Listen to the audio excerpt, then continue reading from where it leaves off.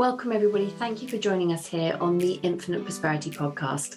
My name is Louisa and I help high achievers, entrepreneurs and coaches lift the lid on life and business so that they can live at their highest value.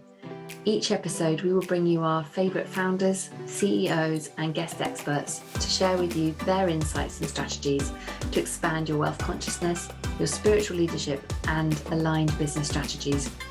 We know that living in alignment with your soul's mission is what fulfills you, and we are here to show you how to achieve this in an energetically aligned way. If you haven't already, be sure to claim your free abundance activation in the Akashic Records. Go to louisahavers.com/gift to unlock your abundance activation today. And if you'd like my support in having aligned success in life and business, then contact me at www.louisahavers.com and let's explore together if it's an aligned match. Get ready to live at your highest value and to expand into your next level of money as you elevate and receive more. You create more for others. Righty ho, let's dive into today's episode. Before we dive in, I'd love to give a shout out to our sponsor, Samantha Selby, the astrological energy healer. Before we dive in, I'd love to give a shout out to our sponsor, Leslie Martin. Leslie Martin Coaching helps high achievers who want more to stop letting fear, doubt, and insecurity hold them back from creating a more joyful, authentic, and fulfilling version of their life. You can learn more about Leslie and her work at lesliemartincoaching.com, and we'll pop her link in the show notes for you. Welcome, everybody. This week we are talking about your true self, attracting your true believer. Can't wait to dive into this conversation with the incredible Nicole Cherie Hesse. Nicole is a self-made millionaire who went from being a broke bartender to the founder of a 7-figure marketing empire in just 13 months, which is just phenomenal, and has created a movement in the online space with a huge contribution to the planet, with her clients making millions and their clients making millions in their businesses as well. So excited to have you with us today, Nicole. I'm so excited to be here. Thank you for that wonderful intro. It makes me feel the feelings, Well, it's just incredible. It really is incredible. So thank you so much. I cannot wait to dive into all of this. So I would love to know, I'm sure everyone's wondering, like, how did you get to doing what you're doing? Like, the transition from bartendering to creating this incredible impact in the online space. Well, I mean, first and foremost, I got fired. That'll do it, right? That'll do it. No, I got fired. And in getting fired, I had to change everything. I mean, I had stopped drinking about 6 months before I got fired from the bars. And so I attribute a lot of that kind of energetic shift, right? Is that I started becoming a different person. And so life started reflecting something different back to me. And of course, now I know that it's alignment. At the time, I did not know that it was alignment. It didn't feel like alignment. It felt terrible. It felt scary. I had 2 little kids to take care of. And being in that space of being a single mom, getting fired from your 2 jobs is not an easy thing to do. But it did change everything for me, right? So I changed my thought patterns. I changed the way I was thinking and feeling, and I created a different plan. And I fell down a Facebook ad funnel, as you do, long before I knew what an ad funnel was, right? I ended up on a sales call before I knew what a sales call was. I had no idea what was going on. And before I knew it, I was borrowing money to, put this coaching program on multiple credit cards to pay for a course that was going to teach me how to run Facebook ads. And so I made it happen. I was very resourceful in the process. And it turns out that I was really not that great at running Facebook ads. But I was really good at getting clients. And I didn't know that that was a special skill set because I literally had no point of reference, right? So the coach that was in that program grabbed me and he was like, "Hey, how are you getting all these clients?" And I was like, "What? Like, it's hard." It was like totally that Legally Blonde moment, right? Where I was like, isn't everybody getting clients? But I'd gotten 10 high ticket clients in my first 6 weeks in that course. I made $20,000 and changed my life. Right. And that was just enough to like pay back debt and like get myself out of drowning. And like all the money was gone instantly. Right. Cause I had so much debt accumulated from being fired. And so that coach told me, he was like, "You need to stop doing Facebook ads because you're not that good at them. And you need to you need to start doing client attraction. And I was like, cool, what's that? And so he's like, just this is what you need to do. You need to teach other people how to get clients the way that you're getting clients, because I've never seen anything like it. And so that's what I did. I started a Facebook group. I grew the Facebook group to 10,000 people in my first 6 months. I made about 150 grand in that time. I had my first 6-figure month, 8 months in. And then I was at $1 million in 13 months, and just no end in sight. Now it's been about 3 years and 3 million and some change, and doing all the things. Oh, it's just phenomenal. And it really is, like you were talking about alignment, like you're so aligned in what you're doing, because you're doing what you're supposed to be doing. Yeah. Doing it incredibly well, and being able to teach other people to do it. Because I do see so many people out there, I don't like using the word struggling, but it is kind of like, it feels like struggling online, trying to do all the things that they're being told to do, things that might make them feel icky inside and all that sort of stuff. But it just feels like you've been able to market in a way that's in alignment for you, and to help other people to do that too, which is just incredible. And I know that you talk about marketing in a very unique way, and you talk about catalyst I knew you said cattle marketing. Catalyst. That's different. I was like, hang on a second. Catalyst marketing. Just to help everybody understand, what do you mean by catalyst marketing?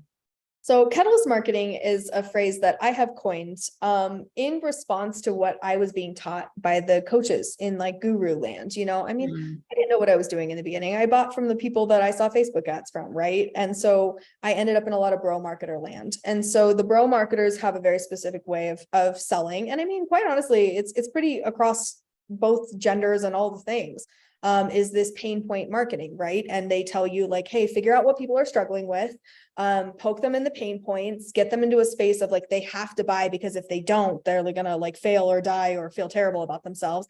Get them so riled up that they have to buy your thing and that they have to do the work. And so I was like, okay, I mean, logically, I get it. This makes sense. And so I started going through this process of learning about this from these coaches. And this little red flag just kept dinging in my head, as it does, right? And so many of the behaviors that they were teaching me and the tools and the tactics really reminded me of my ex, who I went through a very, very tumultuous narcissistic abuse. And I mean, like, not like he's a narcissist, like it's trendy and cool. Like he's a narcissist clinically diagnosed, right? And where, I mean, abuse, financial abuse, physical abuse, mental abuse, all of the abuses that there are. I had all of them in that relationship with this narcissist. And it took me, years to really unpack all the things and do the work around this. And then just to be dumped back into a world where I was supposed to use these same tools to manipulate other people. And like energetically, I could not. Like I biffed sales. I had 13 sales calls, like fell flat on my face. Like I couldn't do it because I literally could not manipulate people this way. Like I couldn't do it. It felt so disgusting to me. I followed the scripts. I did what I was supposed to do. I did the PowerPoint slide presentations that they teach you. And I never closed a sales call doing any of those things, because it felt awful to me. And so I sat down and I said, there has to be a better way. And both of my coaches said, there isn't. Please stop trying to find a better way. Just do it this way. Do what you're told. And they said that with good intention. They weren't trying to make me fail. They were trying to help me to succeed. But I think that they just didn't know who they were dealing with. I'm very grateful to both of them for telling me what I couldn't do, because that definitely kicked things into gear, right? And so I developed a different way. I took the foundational skill sets that they gave me, which were amazing. I learned a lot about the structure of sales and about conversational sales and, all of the different mechanisms. And I reworked those puzzle pieces, right? I said, how can we do this in a completely different way that produces a higher and better outcome? And so I started working in that field of creation, instead of doing it the way that we've always done it, right?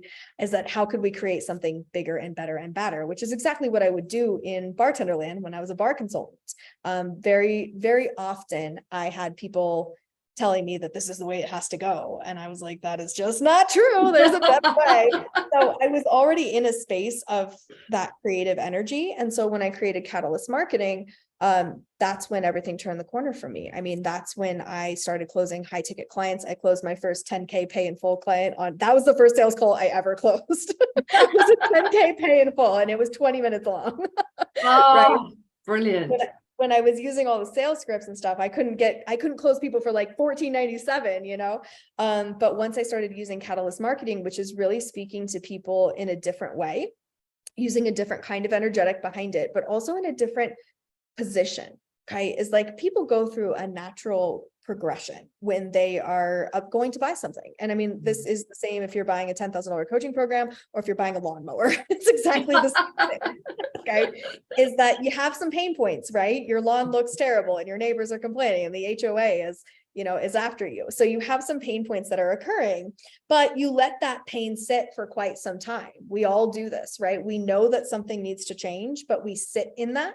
We sit in that for some time, and most people really need to hit rock bottom, right? So they hit that rock bottom. The HOA is now putting the red notices on the door, and they're like, okay, we have to make a change about the grass, right? And so we get into that space where we're like, oh, I really, really don't want to do this. We have all this resistance. And then something happens that forces us and forces our hand and says, you have to do this. And then after we hit that rock bottom, then we get into a space of hope.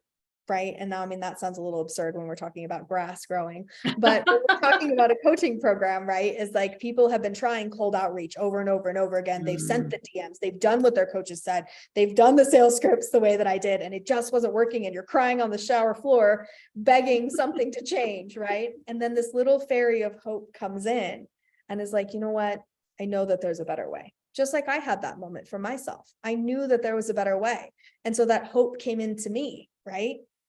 When you start speaking to people after they've experienced their pain points, after they've gone through rock bottom, and after they've created their own hope so that you aren't codependently their hope. You don't want to be their hope. Trust me, it's not a good place to be. Okay. So after they've already gone through pain and that bottom, that rock bottom, and they've created their own hope, they get into a state of determination. And this state of determination is the catalyst for change. They already know they're going to change. They already know that they want a result. Now they're just looking for a specific methodology to align with that says, this is my vehicle. And so when you take all of your marketing and only focus on speaking to people who are in this exact state of mind, you create rapid conversions. This is how I made $1 million in my first 13 months, is that I didn't speak to people in the struggle, because that's what normal marketers tell you to do. And so if you start speaking people in the struggle, you got to wait for them to be done struggling, which they're married to their pain. They don't want to stop struggling. And then you got to wait for them to go to the rock bottom. And then you have to be their hope and create the codependency to make them buy your thing. There is a better way. There are 9 billion people on the face of the planet, right? I mean, there's 3 billion people on Facebook. What are the chances that you need? I mean, how many do you need to hit your income goal? I mean, not 3 billion, right? Not 3 billion. There's going to be enough people in the catalyst if you take all of your marketing and you tailor it to that specific point in time in their journey. Rapid conversions. Yeah. And they'll get great results in your program, which of course creates the momentum of sales, right? Which is phenomenal, because you've got the right people stepping in then, rather than when you were speaking to that bit of, and I see lots of particularly newer coaches online, and I know this was the training I had as well, was speak to the pain, but you just aren't speaking to people at the right point on their journey, like you were saying. It's just phenomenal. And then of course, like, yeah, I can see it. And I'm thinking about colleagues that I know, where people, one of the biggest pains that people will say when they have a program full of clients is the ones that aren't really ready to be there.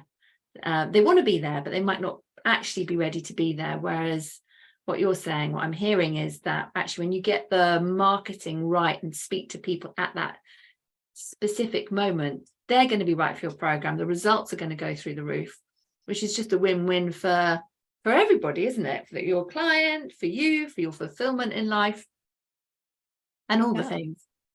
It feels much better to work with clients who want to take action, who actually want the results, right?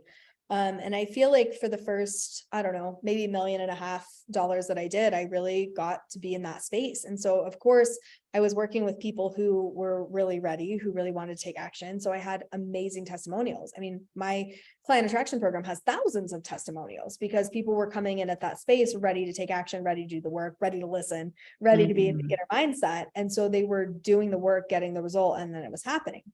And then as I got better as a coach, as you do, right? The more people that you work with, you get better. You get better at answering questions. You get better at support. You get better at holding your own boundaries. You get better at interdependence versus codependence. And so as I progressed as a coach, I found that I could expand that catalyst a little bit, right? And so I could start talking to people who weren't quite ready, and they would still convert and they would still get results. Now at a little bit of a slower pace, but I built systems, evergreen systems inside of my coaching containers to be able to scale and help those people as well from a different standpoint, because the coaching program was so strong, right? That's phenomenal. Yeah, it's incredible, isn't it? Because I see a lot of people, if they're trying to scale something that's not ready for the growth, then it can kind of implode. You've got to have the right structures in place, haven't you, to be able to cope with that level of growth. You know, from a business perspective, but also then energetically, because I know you're really you know, you get it around the energy stuff, and I know our audience would love to hear about this in terms of energetically. You know, there's a lot going on when your business is growing at that pace. What are your kind of strategies, reflections on how you're holding that amount of energy, if that makes sense? Yeah, I mean, capacity is an interesting thing, right? And Yeah. I again, this is kind of one of those things where like I didn't know it was special until I was working with a lot of other people. You know, I have a very big capacity. I think just in general, I have a big capacity to hold a lot of energy for myself. And I've grown that muscle. I mean, I was a teen mom. I went through lots of different things as, you know, very, very young in my life. You know, my son's father died when we were 24. My best friend died in a car accident. You know, my dad, insert all daddy issues. I have all of them. They're all there. You know, the narcissistic abuse, like I've gone through a lot of different things in my life at a very young age, right? So I think that I had a lot of capacity in general. I think that our soul chooses certain circumstances. And so I think at a soul level, my soul has a lot of capacity. That's why I'm able to, you know, call in these kinds of experiences. So I do attribute some of that there. But I also very much believe in expansion and stretch, and that you can increase your capacity no matter what soul situation you came in with. You have the ability to increase your capacity.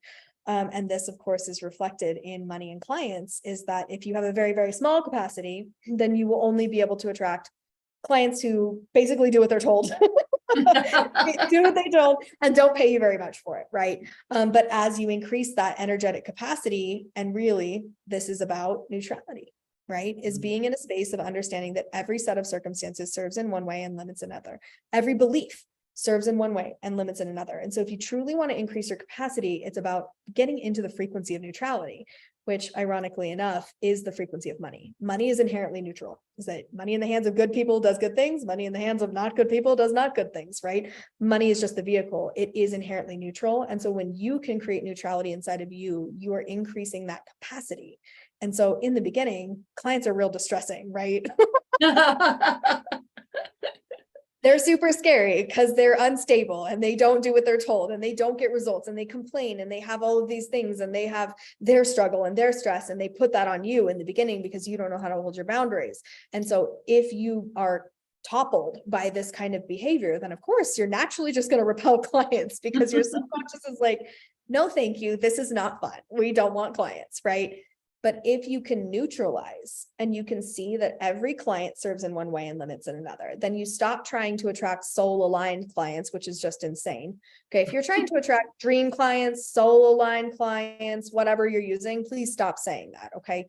Because that's absolutely limiting you. What you want to be able to do is attract clients who serve in one way and limit in another. That comes from that neutrality, which is why I use the terminology unicorn clients. All clients, even my favorite ones, sometimes, you know, are not in a space of making me feel good about myself as a coach, right? So all clients serve in one way and limit in another. And the challenging clients are actually what make you a better coach. There's what helps you to grow as a mentor, because you going through their mistakes with them, you helping them through those really turmoily things, helps you to stretch and become the kind of person that can hold frequency inside of yourself, regardless of what they are or are not doing. And that's what makes you better. And mentorship, your mistakes along the way are what qualify you to serve more people at a higher frequency. So if you're trying to only attract soul aligned dream clients, you are literally cutting your scaling off. I mean, tenfold. That's so huge, Nicole. Thank you so much. That's like a wisdom bomb right there that you've shared for everybody, because we hear that language everywhere. As you were sharing it, I was thinking that is literally everywhere, and I'm sure I've used that language myself as well.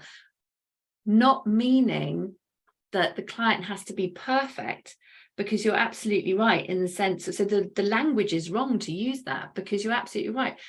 Clients are human beings, you know. They're not going to be perfect. They're going to come with all their stuff. And, you know, when I look back at all my, you know, I've been in the coaching for 20 years, in this online space for about 6, maybe 7 coming up. And absolutely right, the growth has come with those challenges. And when things perhaps haven't gone ideally to plan in the soul aligned way, you know, that's where the growth and the evolution has come. So I love that, what you're saying about just neutralizing money, neutralizing clients. There's just no energetic charge there that's going to cause you to repel what your subconscious is like. I don't want that. I don't want the, you know, one of the other things that I see a lot come up for people, and as my audience will know, I teach the Akashic Records, and so I'm teaching people how to kind of hold spaces, is people's wounds from childhood, from how they were treated in groups, will show up in containers as well. I don't know if you've seen that and noticed that too. People's expectations of like what might happen when they're in a group in the online space will show up, as it will for you as the coach, if you're fearing like the mean girl at school suddenly appearing, because you had that experience, and then you're going to potentially transpose that onto your coaching program. Being able to hold all of that and work through it whilst being the leader is a skill set, and you evolve and get better, like you say. Yeah, I mean, it's such a cool point of reference for me, because I'm an introvert first and foremost. Okay. Like I don't like the rest of them. Like, leave me alone. So I'm a total introvert, even though a lot of people think that I'm extroverted because I'm so bold, right? But being bold has nothing to do with introversion or extroversion. It's actually about being unapologetically your true self, right? And owning those pieces of yourself. And so I'm in that space, but in group dynamic, I mean, I had all of the mean girl stuff in high school. Like, I was definitely not well accepted, definitely had the story of not belonging and all of that. But when I moved into bartender land, this is what really taught me something different, is because if you can imagine being at a pub or a bar, right, is that you may have hundreds of people at this bar, but the bartender is behind the bar by themselves, or maybe with 1 or 2 other close people, right? They have their team that works behind the bar. And so this energetically has always felt really safe to me. The bar allowed me to be my true self unapologetically. With all these drunk people coming up, they weren't going to remember anyway, right? Like, so I built that, and I was a very good bartender. I mean, I was making 3 times the industry standard. I was a bar consultant when I was 24 years old. I was taking bars from making 15 grand a month or 15 grand a week to 150 grand a week. Like, I was really good at what I did, right? And so in that space of being behind the bar, I learned how to create the energetic presence of holding a room, right? And so I would create an environment behind my bar. That's why I was able to make so many sales. And so I do that in my Facebook group. I do that in my containers. I do that in Telegram chats, right? Is that I'm behind the bar. I'm the bartender controlling the entire environment and the experience. I got to pick what colors on the walls, right? I got to pick the cocktail menu. I got to design all of those things and be the architect of a space. And then you come in and have an experience that's independent of my intention, right? You get to come in and be your true self unapologetically as well.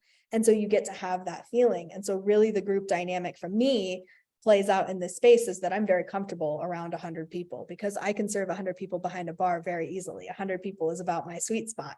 I can get up to about 300 people if I have a good team member beside me, right?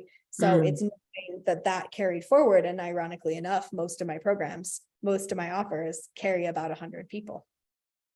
That's so interesting. I love that. Yeah, that is really interesting. One of the things that I reflect is that, so a lot of my programs, just on the flip side of it, I do a lot they're all about 12 in a group at any one time.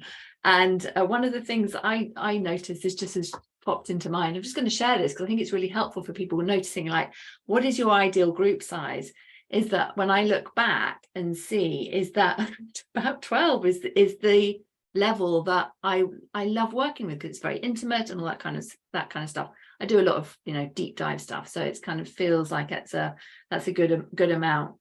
But it is so interesting how you can see those patterns, can't you, across how you're literally attracting in the capacity that you feel energetically you can hold with whatever you're delivering. If you're delivering something else, if I'm delivering a meditation, the group size is going to get bigger, and all the things.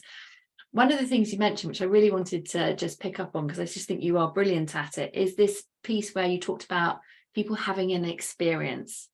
And I think that is just so true, is people come for coaching in the online space, but they actually do care about the experience that they have. And I think that's just something that you're absolute master at, helping people to have an amazing experience. I'm in your Facebook group, been on your podcast. It's just incredible, this energy and this movement and this creating an experience.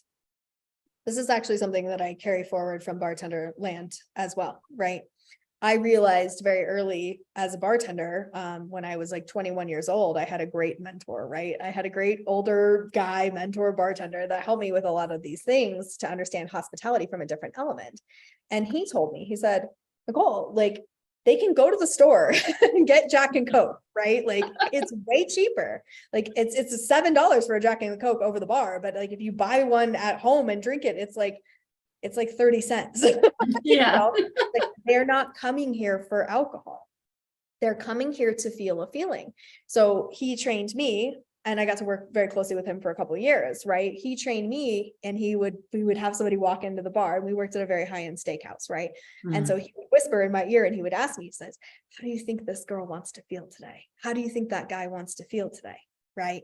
And so they would come in, and you would see the stress on them from work, or you would see if they were on a first date. And so then you would intentionally create that energy inside of yourself. So if somebody came in and it's like, this guy, like, you can tell, just had a really tough day. He's very stressed. So he's coming here to feel relief, right? To just blow off steam and be in relief. So then I could just feel that feeling of being like in relief. And I'm like, talk to him a different way. Your voice sounds differently when you change your feelings. And so I would change the feeling inside of me for every single guest that walked up to the bar. So somebody would walk up and I would see that they were stressed out. Like, okay, you need relief. So I'm going to get into that space, right? Like, hey, buddy, like, how are you today? It's so good that you're off work. Just take your tie off. Let's get you loaded up with beer and a shot. All right. Like that kind of energy. And they're like, oh, finally somebody that gets it. And so you create that experience person by person, not by changing what you're doing to them, right? Or doing for them. It's actually by changing who you're being, right? One of the things that I tell my clients, which is wildly unpopular, by the way, and everyone in your audience is going to be shaking pitchforks and torches. I'm used to it. Go ahead. Be kind. But I don't hold space for other people, the end. I hold space for myself, and I model how to do that for you, right? So I'm not holding space for you. That's codependency. I am holding space for myself and then showing you how to do the same thing, because you are a brilliant self-sovereign being. You do not need me to hold space for you. You are perfectly capable of doing this for yourself. And so that's what I would do for my bar guests. I didn't hold space for them and create codependency. I changed the way I was being, creating that energetic inside of me of relief. So when they came in, they could step into relief, because the power of assimilation for humans, herd animals, is very powerful when strategically used to assimilate to something intentionally. That's huge. So huge. I think people will be putting their pitchforks down. They don't like it when I tell them that we don't hold space for other people. No, but I think it's because we get so used to that language, don't we? In terms of hold space, because whatever they that want means. They want to hold space for their soul aligned clients. Yes. That's why they don't like me. There's no more holding space.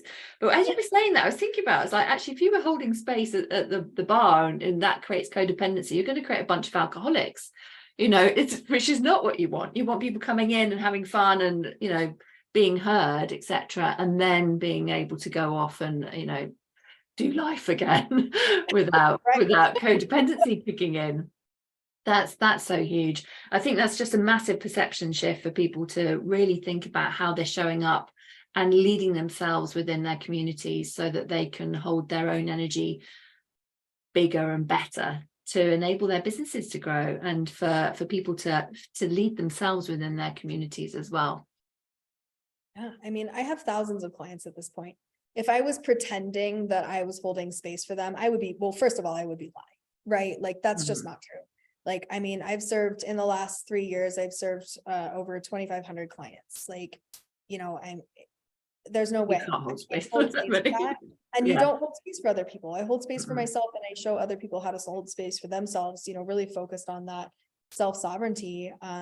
Because I mean, isn't that the world that we're all trying to create? Is that energy Yes. that we all take care of ourselves, and then we could show up from a place of contribution instead of a place of constant neediness or shame and blame and guilt and all of those kinds of energies. Yeah, this is huge, absolutely huge. Well, that's a massive perception shift. I think you've given everybody that they're going to be like taking away, hang on a second, where am I holding space and creating codependency, and how can I actually lead myself and be able to show others how to do the same. Oh my word, there's just been so much that you've shared here, Nicole. Thank you so much. Well, just to wrap up, what would you say are your top 3 tips? You probably talked about them already, but top tips to share with other entrepreneurs who are out there and wanting to make their impact in the world. This comes from you being your true self. And I know you've probably heard this many times before, but your true self attracts your true believer. And so frequently we don't even notice how we're watering ourselves down, or how we're playing it a little bit small or a little bit safe. Right. And being in that thing of trying to be mainstream. Guys, there's no money in mainstream. Like, you can be in mainstream all the time and have fangirls up the wazoo, and you can have vanity metrics coming in and giant audiences in mainstream. But there is no money in mainstream. The money comes from the prolific zone, and the prolific zone is you being your true self unapologetically, even when your audience is going to get the pitchforks out. It's being able to say what's actually true for you that creates that frequency and that vibration where you become the attraction set point, because you allow yourself to repel, right? Repelling is part of attraction. And so if you're trying to be everything to everybody, that never works. You're not going to be in that money holding space if you are watering yourself down. Money doesn't respect that, right? So it's allowing yourself to create a very viable relationship with money where you are respecting money, money is respecting you, you're in reciprocal energy, and you're in a vibration of requirement, of requiring other people to rise to a certain level to be able to work with you, of requiring money to show up for you, right? And requiring yourself to be in clean, energetic boundary, creating boundaries, not barriers, right? Oh, I know, it's so much gold there. Thank you so much. And I know that, how can people, you've got a lovely free gift for everybody, which is incredible. Do you want to share a little bit about that, and how can people come and find you and get into your world? So if you guys go to nonstopnotifications.com, this is going to give you access to the 100 wonderful ways to get more and better clients, knowing that you do not have to do all of these things. You get to scroll through and feel what feels really good for you, to try out some different tools and tips and strategies. As a client attraction coach, I am always trying new things because I get bored. The client attraction is easy for me. It's easy for me, so it comes natural. So I'm always trying out new tips and tools and strategies. And then as soon as they're proven, I share them with my audience so that you guys can find the ones that fit. It's like trying on clothes, right? See the ones that fit you the best. But some key highlights in there is to definitely check out Content That Crushes, which is my content strategy that helps you to attract clients. It's what I use to attract those 10 high ticket clients in my first 6 weeks. So you guys can get all of the goodies for free. And of course, I would love for you to come join the Facebook group. It's called Unicorn Client Attraction Secrets for High Vibe Wonder Women. And in my world, Wonder Woman is a mindset, not a gender bias. So all are welcome. Oh, that's awesome. And the group is incredible. So highly recommend everyone comes and joins the fun over there. And the 100 wonderful ways to get more and better clients is gold as well. So highly recommend that. Thank you, Nicole, for all your wisdom and transparency and energy today. It's just been an absolute pleasure to have you on the show. Thank you so much for having me. We'll see you soon. See you soon. Thank you, everybody, for joining us on this episode. We'd love to hear your thoughts and insights. Please do share on Facebook, tag us, let us know that you've listened in, and we can carry on the conversation there. Sending you all so much love until our next episode. Lots of love. Thanks for listening to the Infinite Prosperity podcast. And if you like what you've heard and want to know more, please go to louisahavers.com. We just appreciate you so much. So thank you for listening and hanging out with us. If there's anything that we can do for you, you can email us at louisa@louisahavers.com. Let my team know if you have any ideas for shows that you'd love to hear or topics you want me to talk about. Really looking forward to hearing from you. All right, that is it for this week, everybody. Thank you so much for joining us for today. Looking forward to connecting with you again. Until next time, namaste.